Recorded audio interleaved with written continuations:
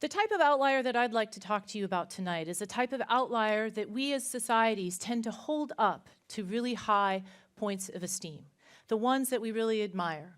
Now, before showing you these images, a small little disclaimer, which, as Shakib mentioned, we sign little waivers for this, so I've used Creative Commons for the images, so apologies for the quality of them, but they should work for our purposes. So these kinds of folks are people that you will recognize easily by their photos.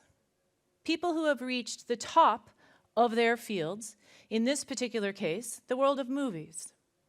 All of these, or most of these, easily recognizable. What about in the music industry? Who are our outliers? Well, these are folks that we also take a quick look at. The ladies, the Drake, Taylor, Ed, Bruno, my man, Rihanna, Beyonce. The outliers, the people that have achieved. Maybe money is the heap that you're interested in for outlier status.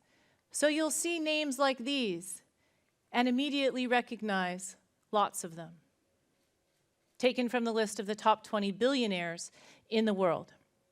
And I would be remiss if I didn't mention those at the top of their game in the world of sports. Who couldn't recognize Venus and Serena, LeBron, come on, and Messi, or the epic fight, McGregor and Merriweather, Danica driving her car like a crazy woman, and of course, Cristiano. So, these are our outliers, all taken from the list of the top earning folks in their respective fields. So can we be one of these outliers? Well, music today tells us, absolutely. You wouldn't believe the things we can do. We can be the best. We can be King Kong, banging away on our chest. We can beat the whole world. We can stop wars. We can talk to God. And we don't need any luck for that. All you got to do is work hard. And you will find yourself standing in the Hall of Fame, and the whole world is going to know your name. Sounds pretty good, doesn't it? I'd sign up for that business. Heck yeah. So these are the outliers we hold up and aspire to. So what happens to us inside when we do that? Well, Leon Festinger, a philosopher, a psychologist in the 1950s, who's done all sorts of stuff you might be familiar with, like the little Stanford prison experiments and stuff like that. These came from kind of his day. Explained a theory that's linked to a lot of other theories, but for brevity, we'll just focus on this one, that kind of explains what happens to us in this process. So, social comparison theory. So we as humans compare ourselves to the other humans around us and kind of measure up how we're doing. So we talk about, in this theory, upward comparisons and downward comparisons. So upward comparisons, the people that have gotten farther than us. Downward comparisons, obviously, the people who haven't gotten as high as we are. We're in a constant state of doing this, according to social comparison theory, trying to climb that ladder. The problem is there's always somebody higher up on that darn ladder. So what happens to us mentally is we have a lot of questions. Am I smart enough? Am I good enough? Am I pretty enough? Am I going to be good enough at my talk tonight? So, entire industries are based on this concept. Convince people that they need to climb up that ladder. So if they were just a little prettier, just a little better makeup on, thank you girls who helped me out tonight, just a little bit better clothes, you can climb up that ladder.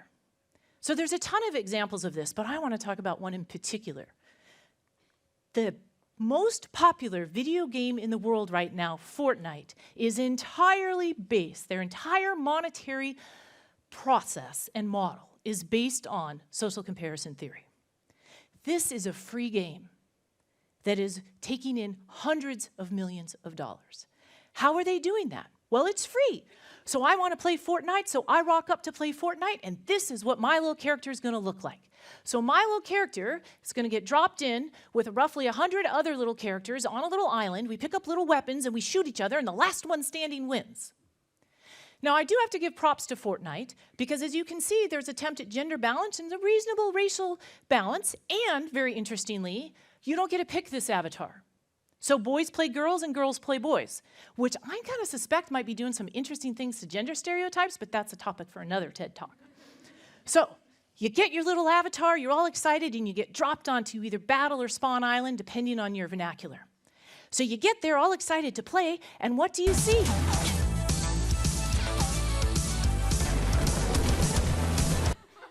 They don't look like me. They've got those really cool skins, and what's that dance they're doing, and why can they all do it, and why is that guy in the middle making it rain? Because these kids paid money for these skins, the little things on their back, their little pickaxe, and the ability to make their little avatar dance.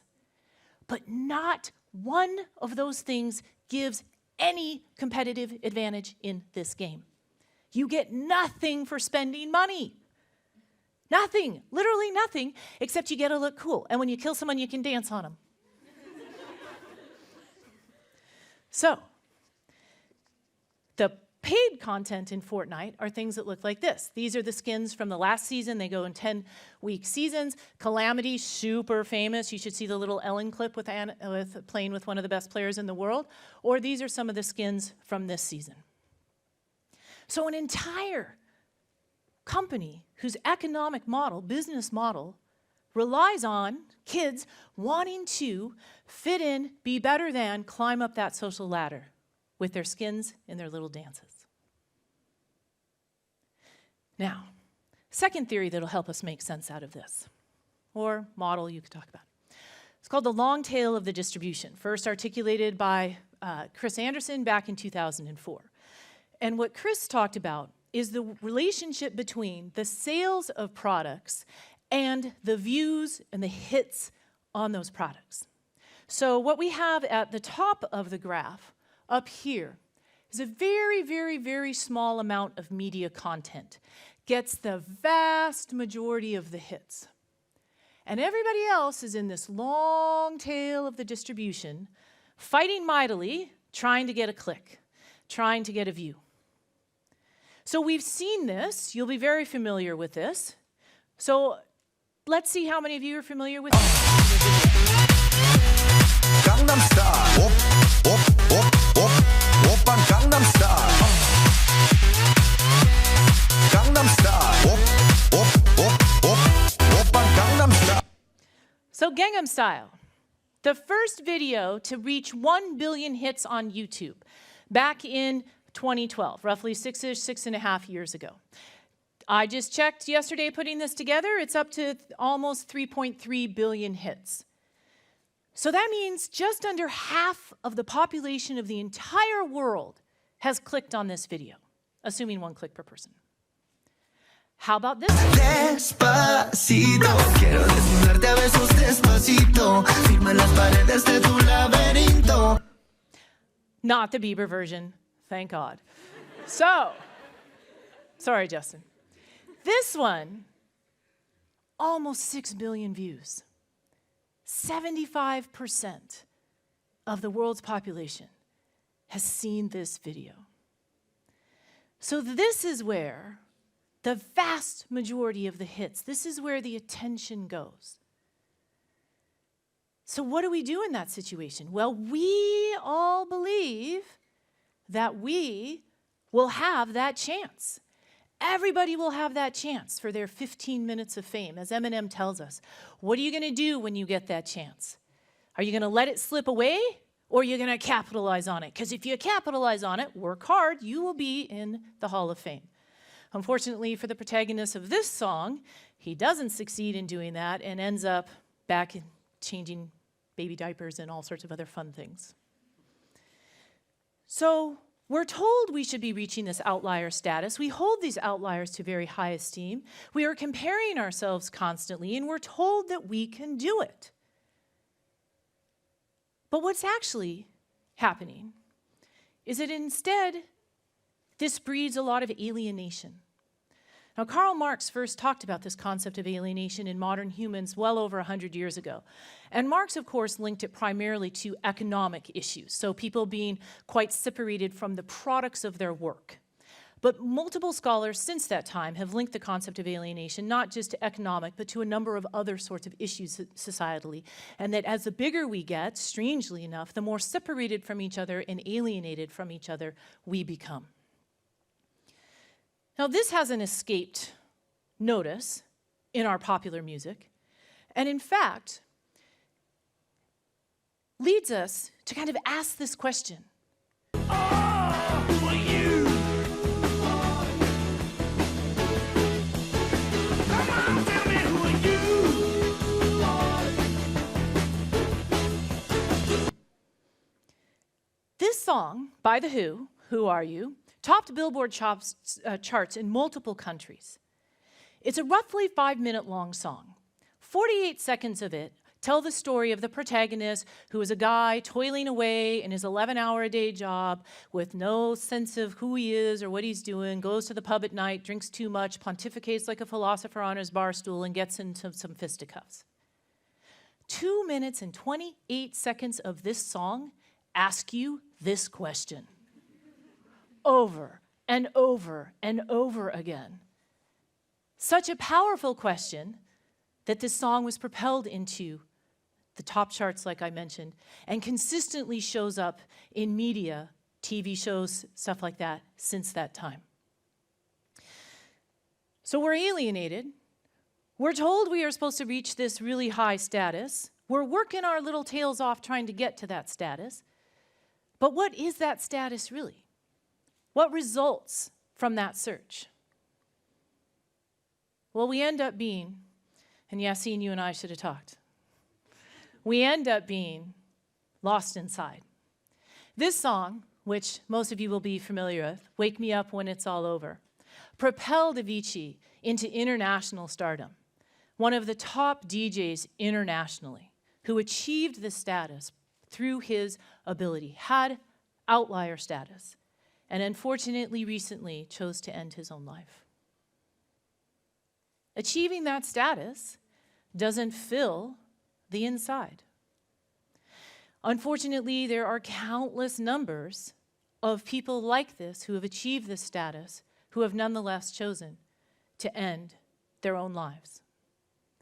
But we think it's all about the clicks. We think it's all about the views. And so we push and push and push ourselves to try to achieve that outlier status. One of our students recently described this as, we're all just running around trying to make a lot of noise, trying to get noticed. Look at YouTube videos, the things kids will do to try to go viral. One of my favorite little ones recently, you know what a slip and slide is? Long piece of plastic, put some water on, put your swimming costume on, and go run and go sliding down the thing. They put sandpaper on it and took videos of themselves sliding on it to try to get people to click. The lengths people will go to try to achieve this elusive outlier status is crazy. And do the math. I gave you the top musicians, artists, billionaires, and sports folks from all top 20 or top 10 lists of 2018.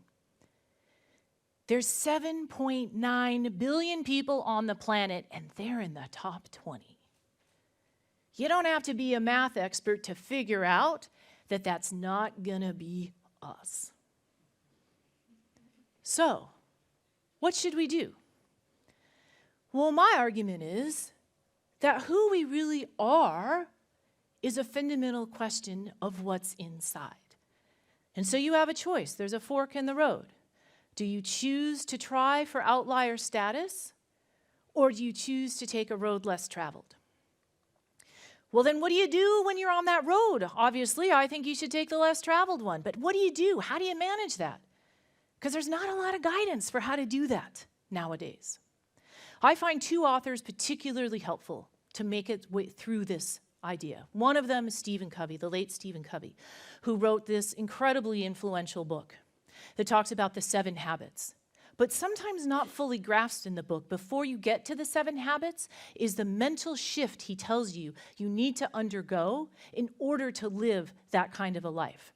And so he talks about how up until, and this really echoes Yassine's talk, recently there was a strong focus on the character of people, who people were inside. But recently, in the last probably 60 to 70 years, there's been a focus on personality. What you can do, the way you act in the world, as being what matters about you, not the character inside you being what matters. So Covey argues that step 1 in being a person who's actually successful, and he's not an outlier kind of guy, not what he's telling you to do, is that you need to make a fundamental change within so that you're focusing on living your life by internal standards, morals. So for example, we don't try to climb the ladder, but we should work hard. Working hard is an important ethic. Working hard contributes to our own well-being, our family's well-being, and the well-being of society. So we don't have to focus on trying to do better than the next person to make our society a good place. Instead, we focus on doing the right thing. Another author who I find particularly helpful for this is Mark Manson.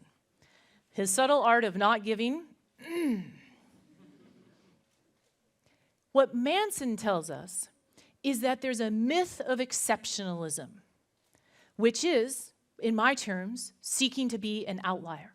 So we have this myth that everybody can be great, and that myth is obviously false. We can't all achieve that status. And so what Manson tells us to do is we need to embrace that fact. So his argument is embracing that negative is in and of itself positive. Stop trying to be an outlier.